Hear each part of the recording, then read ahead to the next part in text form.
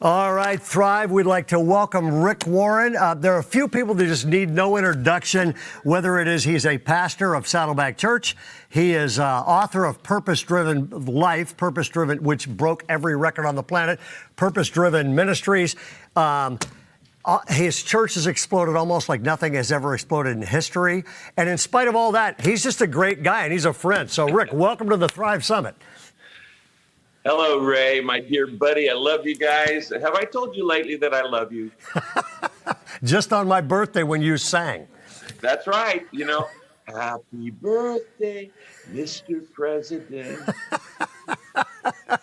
Hey, very little difference between Marilyn Monroe and Rick Warren. We better move on to the subjects.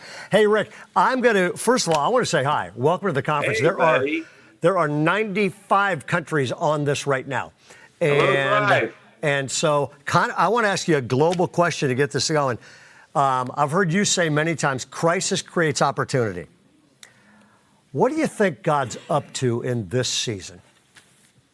Anybody who knows church history knows and can see clearly that God's working behind the situations right now in two different issues, the COVID issue and the racial tension issue. Both of these have grabbed the attention. It's almost like God said, when as a parent, you kids aren't getting along, go to your room, take a time out.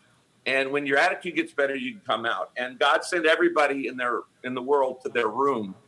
And during this time, when there's little distractions and there's no sports to go to and theater and all these other things, we start dealing with probably what I consider to be the biggest sin, most common sin on the planet, which is racism. You can find it everywhere. Literally, the Northern Italians don't like the Southern Italians. But this tribe doesn't like that tribe. It is part of our sin nature. People are most likely to come to Christ when they're under tension or in transition. Major change, good or bad, divorce, death, marriage, baby, or under tension or in transition. When they're uprooted, they're more likely to come to Christ. We've had more people come to Christ in the last 16 weeks than any other 16-week period in Saddleback's 40-year history. At the root of some of this is this. I mean, the Bible's pretty simple on one level. Love God, love your neighbor. For some reason, we're having a lot of trouble with the second half of that. Yeah. And, what does it mean to love your neighbor as yourself? Well, the first thing it means is listen. People need to realize that the most effective tool for showing love is not your mouth. It's your ear. Yep. It is your ear. I wrote a piece the other day talking to people. Let me just read this to you. Is that okay, Ray, for me to read something? Read whatever you want. I called it, Yes, but What About? One of the reasons why many marriages end in disaster, so many kids are estranged from their parents, and so many citizens are fractured in angry divisions, because most people have never learned how to be taught how to sit with somebody's pain without getting defensive about it. When someone tries to express how fearful or heartbroken or angry they are about a deep, painful wound, the most unloving and unhelpful thing you can say is, yes, but what about? You invalidate people's feelings and their pain by immediately mentioning some other problem or pain that you're more concerned about. And that causes all kinds of problems. Could you not just sit for a minute and validate their pain? Must you immediately excuse it away or compare it to somebody else's problem? Can you not just be empathetic for a few seconds? Ask yourself, why am I so quick to change the subject when somebody expresses a hurt or a negative emotion? They're not saying their pain's the only pain. They're not saying their problem's the only problem in the world, that their injustice done to them doesn't mean injustice done to others doesn't matter. They just want somebody to understand and sympathize. And anytime you respond to a hurt or a fear or a pain with, yes, but what about? You communicate somebody else's pain is more important than yours. And I can ignore your problem because other people have problems. Now, that phrase is particularly misused, Ray, um, on social media. One person will express a deep hurt, like an injustice or something, and immediately 50 other people try to minimize that pain by posting, but what about? What about abortion? What about this? What about that? And what about, everybody talks, nobody listens. So when considering alternatives or unintended consequences or solutions, asking the question, what about? That's a pretty good question when you're trying to consider alternatives questions. But as a response to somebody expressing grief, it sucks. Absolutely. Okay, it just sucks. It reveals an inability to empathize. So I say, if you want to love your neighbor as yourself, why not try this? When somebody expresses a negative emotion, like we're seeing a lot today, instead of getting offended or defensive or minimizing it or changing the subject, just absorb the pain for a moment. Just absorb the pain from it. That's called love. That's called maturity. That's called being like Christ. And don't compare and don't equate and don't rush to a solution when somebody starts sharing some negative emotion. Just listen. That's love your neighbor as yourself. If you want to be a pro at loving, this is how you do it. Just show up and shut up when other people are in pain. Okay? And you know what? Maybe, just maybe, they'll do the same for you. What I just shared could save your marriage, it could save your family, and it could save our nation. Right. And Rick, what you don't know is this: I have a wife right now, kids right now, an entire staff right now, and a church right now, hoping I'm taking notes on this. Hey, Rick, I got another question, but here's what I want to say to everybody listening. What was just said, everybody in this room's blowing up going, it's brilliant. We will transcribe what Rick read and put it on the Thrive page. You'll have a copy of that. We will also send that section everywhere. We'll put it in my podcast. I mean, you're absolutely right. I mean, I was sitting next to one of our pastors, Jason Kane, on stage, and he just said, empathy creates unity. And that's exactly what you're talking about. Rick, I've preached at your church before. You have. Which is a ball, and which means you owe me one. And I was surprised. I literally went, this is a church packed with just really sharp people. I mean, you got CEOs and plumbers. They all had one thing in common. They're just high caliber leaders, lots of them all across the system.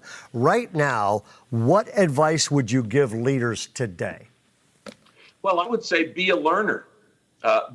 Never stop learning. How many times have you heard me say, Ray, all leaders are learners? That's right. The moment you stop learning, you stop leading. If you want to attract leaders in your church, then you have to be a learner. That's right. And if you're a learner, then you're going to be a leader. Growing churches require growing pastors. The moment you stop growing, your church stops growing. And so I would say, first, always be interested in learning, always growing, and you can learn from anybody if you know the right questions. Yep. The other thing I would say would be is give them something big to chew on. A guy who's making $1 million decisions during the week needs something more than to just pass out a bulletin. Yep. Give him a big cause. Challenge his selfishness, and challenge his complacency. And if you want to get a big response, you ask for a big commitment. That's absolutely right. So another one is this, and this to me is more on my heart after my last year. Leaders create legacies. And one of the things I love about you, my friend, is this: you're a good dad. And I know that from what people that know you and your family have told me. Okay, you have pastored Saddleback for over 40 years. And it has been scandal-free, and unfortunately, that's rare. Yeah. What are the keys to building a life where you're going, I'm going to stay married, I'm going to stay in ministry, I'm going to walk with God with integrity? What are the things you've built into your life, and what have you protected yourself from? Right. Well, as you know, I started Saddleback when I was 25 years old, and I made a 40-year commitment. I said, I'll stay at least 40 years. January, I kept that commitment, and I said, I run the race, and however much longer the Lord wants me to run it, I'll run. But the key is to focus on your own character, not to focus on your ministry. I meet too many young That's guys brilliant. who what they want to do is they're waiting for a significant ministry. They want to make your ministry significant. Don't look for a significant ministry. Make it significant. Saddleback had a significant ministry when I had 25 people. Yep. Yep. And then 35, and then 45, and then you make it significant by your own character. That's right. If you want to last in ministry, you need to build your life on integrity, humility, and generosity. Integrity, humility, and generosity, because these are the three antidotes to the three great traps of leadership. The only thing we can say about Satan, good, is that he's entirely predictable. He doesn't have any new. He doesn't have any new temptations. It's always been the lust of the flesh, the lust of the eyes, and the pride of life, or passion, possession, and position, sex, salary, status. Yep. The temptation to have, the temptation to feel, the temptation to do, and the antidotes are integrity, humility, and generosity. You know, Ray, about probably 15 years ago, I was thinking, you know, when I was first starting out in ministry, I had some older guys in the faith who blocked and tackled for me. We were doing a lot of stuff that everybody does today, but nobody was doing it 40 years ago. And it's very controversial, very critical. And I had a lot of criticism, particularly when we were first starting out, because nobody else was doing it. Yeah. I had some guys go, look, it's just Rick. If it doesn't work, he'll be the first to admit it. So don't give the guy some slack. Give him some chance. But these guys prayed for me, and I thought I need to be praying for the next generation.